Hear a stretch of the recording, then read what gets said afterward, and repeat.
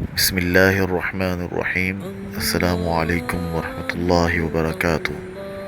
حضرت ابن عمر رضی اللہ تعالی عنہ سے روایت ہے کہ ایک شخص نبی کریم صلی اللہ علیہ وسلم کی خدمت میں حاضر ہوا اور عرض کیا: اے اللہ کے رسول، مجھ سے ایک بہت بڑا گناہ سرزد ہو گیا ہے،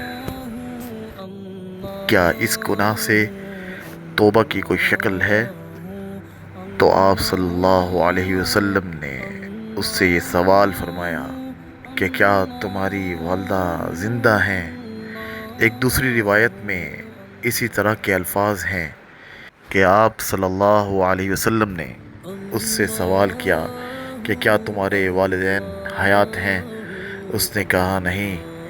تو آپ صلی اللہ علیہ وسلم نے اس سے پوچھا: کیا تمہاری خالہ زندہ ہیں؟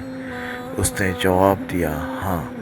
اس پر آپ صلی اللہ علیہ وسلم نے فرمایا: خالہ کے ساتھ اچھا برتاؤ کرو، اس سے تمہارے گناہ کا کفارہ ہو جائے گا۔